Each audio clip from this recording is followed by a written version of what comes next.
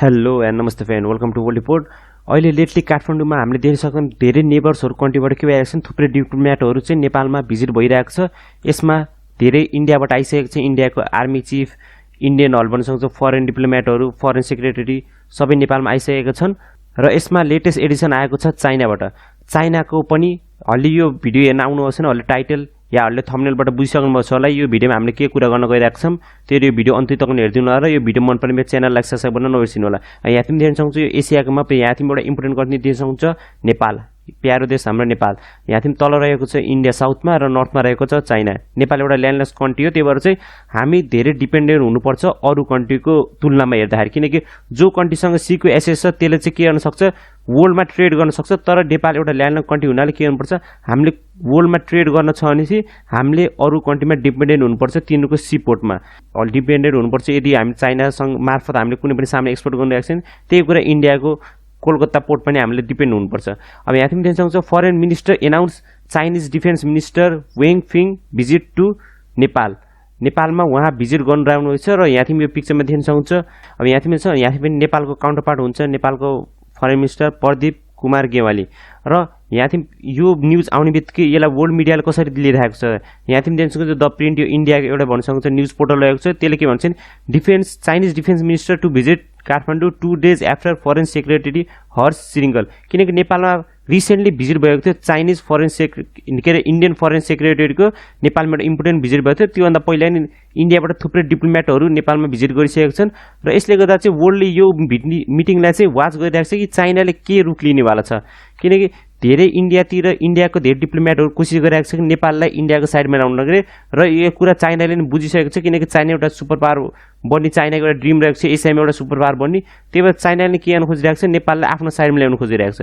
त्यही भएर जुन पहिला चाइनिज एम्बेसेडरहरूले जुन नेपालमा एम्बेसेडर रहेको छ त्यहाँको कामबाट हुन्थ्यो, अहिले चाइनाको फरेन डिफेन्स मिनिस्टरै नेपाल भ्रमण आउनु परेको छ।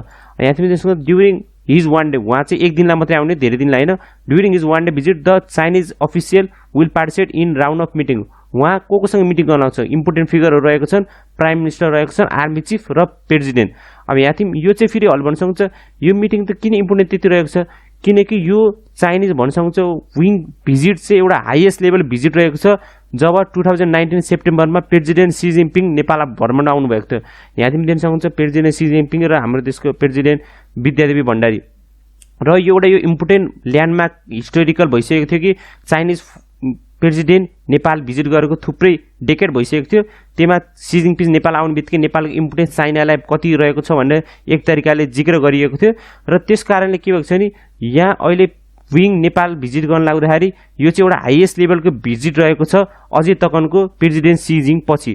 त्यही भएर यसमा थुप्रै आशाहरू लगाएको छ कि थुप्रै ट्रेड टक हुनेवाला छ, या थुप्रै डिफेन्स रिलेटेड टकहरू चाहिँ यो मार्फत या यो मिटिङ मार्फत हुनेवाला छ भनेर। र during his long day stay in Kathmandu, उहाँ चाहिँ काठमाडौँ मात्रै बस्नु, र उसले चाहिँ कोसँग भेट गराउनुहुन्थ्यो, प्राइम मिनिस्टर केपी शर्मा ओलीज्यू, र उहाँ चाहिँ अहिले डिफेन्स मिनिस्टर नि हो। हामीले भन्छ प्राइम मिनिस्टर केपी शर्मा ओली, तर एउटा कुरा याद राख्नु, प्राइम मिनिस्टरसँग अहिले 2टा पोस्ट रहेको छ, एउटा प्राइम मिनिस्टरको, एउटा चाहिँ डिफेन्स मिनिस्टरको। भनेपछि डिफेन्सको पुरै भन्न सक्छ अथोरिटी कोसँग छ अहिले, प्राइम मिनिस्टर केपी शर्मा ओलीज्यूसँग। र बिफोर वाइपिङ अफ भिजिट उसले चाहिँ जुन चाइनिज डिफेन्स मिनिस्टर हुन्छ उहाँले कोसँग भिजिट गर्न आउँछ, प्रेसिडेन्ट विद्यादेवी भण्डारी र आर्मी चिफ रहेका छन् हाम्रो रहेको अहिले पुण्यचन्द्र थापाज्यूसँग नि उहाँको भेटघाट हुन लाग्छ। र यो चाहिँ कसले क्लियरिफाई गरिदिएको छ, फरेन मिनिस्टरले क्लियरिफाई गरिदिएको छ स्टेटमेन्टमा। र नेपाली आर्मीको स्पोक पर्सनले के भनेको छ भने, उहाँ जब नेपाल आर्मी हेडक्वार्टरमा आउँछ उहाँलाई चाहिँ केले सम्मानित गरिन्छ, गार्ड अफ अनर, जो चाहिँ एकदम इम्पोर्टेन्ट मान्छे या इम्पोर्टेन्ट डिप्लोमेट जो बाहिर कन्ट्रीबाट नेपाल भिजिट हुन्छ तिनीलाई मात्रै गार्ड अफ अनर दिन्छ। र उहाँको चाहिँ 2 घण्टा टक हुनेवाला छ कोसँग, Nepal army chief general Purnachandra थापाज्यूसँग।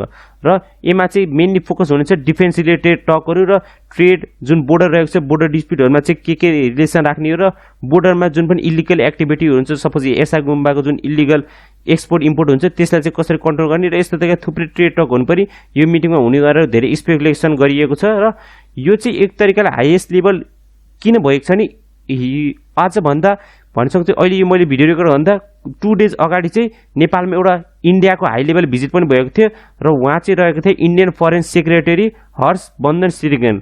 अब यहाँ म पिक्चर देख्न सक्छु, यहाँ हर्ष वर्धन श्रृङ्गलको र उहाँको नि एउटा नेपालमा इम्पोर्टेन्ट भिजिट भएको थियो। उहाँ नेपालको थुप्रै प्राइम मिनिस्टरदेखि लिएर सबैसँग उहाँले नि भिजिट गर्नुभएको थियो र यसको काउन्टरमा चाहिँ चाइनाले के गरेको छ भने आफ्नो मेन डिप्लोमेट जुन आफ्नो डिफेन्स मिनिस्टर रहेको छन् उहाँलाई पनि नेपालको भिजिट गर्न पठाएका छन्।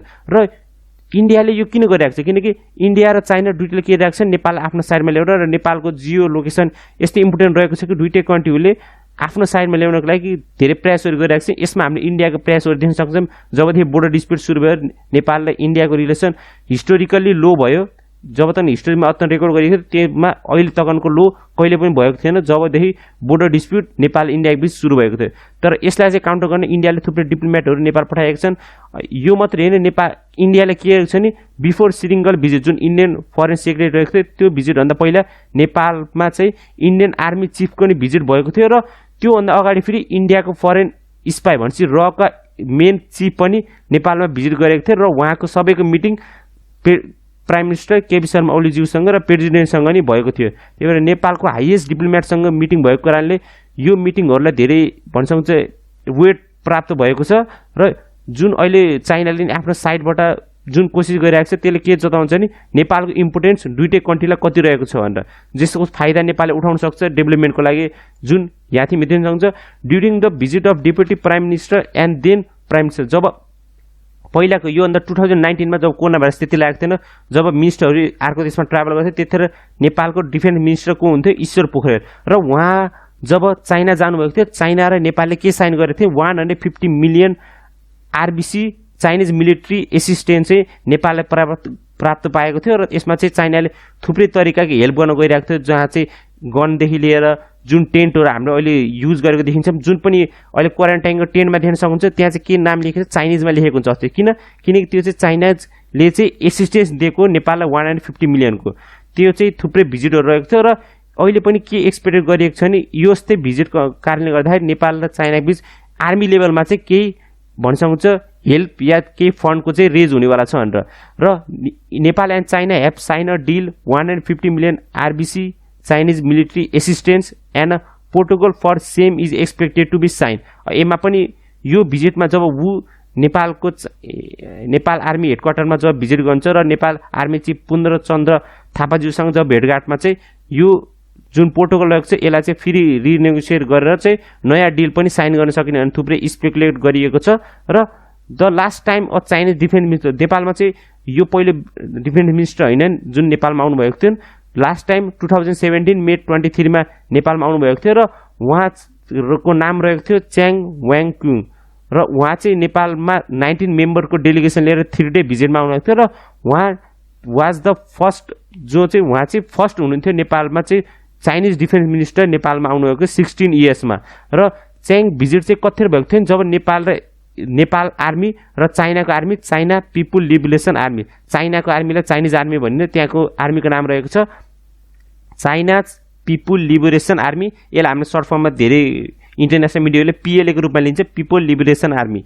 र यहाँ एक्सर्साइज चाहिँ नेपाल आर्मी र पिपुल लिबरेसन आर्मीको बीचमा चाहिँ जोइन्ट मिलिट्री एक्सर्साइज हुँदा चाहिँ उहाँ चाहिँ नेपाल भिजिट गर्नुभएको थियो र यसले चाहिँ इम्पोर्टेन्ट देखाउँछ कि नेपाल आर्मी र चाइनिज आर्मीमा कति धेरै डिपली चाहिँ इङ्गेजमेन्ट बढिसकेको छ र फ्युचरमा पनि यस्तै तरिकाले बढ्नेवाला छ भनेर र नेपालले एक तरिकाले ब्यालेन्स आउट गर्नुपर्छ किनकि हामी एउटै कन्ट्रीमा फुल्ली डिपेन्ड गर्न मिल्दैन न इन्डिया राम्रो छ नेपाललाई न चाइना राम्रो छ त्यही भएर हामी सेल्फ डिपेन्डेन्ट हुनुपर्छ तर हामी ल्यान्डलकको कारण गर्दाखेरि एउटा कन्ट्रीसँग हामीले ट्रेड रिलेसन राम्रो राख्नुपर्छ र यसको बेस्ट इजी म्याटर भने के हो दुईटै कन्ट्रीसँग इक्वल रिलेसन राख्ने न कुनै कन्ट्रीसँग धेरै अगाडि झुक्न पर्ने या न कुनै कन्ट्रीसँग धेरै लिन हुनुपर्ने त्यही कारणले गर्दा मात्रै नेपालमा फ्युचरमा चाहिँ नेपालमा डेभलपमेन्ट ग्रोथको चाहिँ हामीले पोटेन्सियल देख्न सकिन्छ र नेपाल एक तरिकाले स्टेबल कन्ट्री पनि बन्न सक्छ भनेर र यो भन्दै आजको भिडियो अन्त्य गरौँ यो भिडियो मन पर्ने च्यानललाई सब्स्क्राइब गर्नु होला र यो भिडियो जस सक्नुहुन्छ सेयर गर्नु होला हस् धन्यवाद see you next video God bless you जय नेपाल।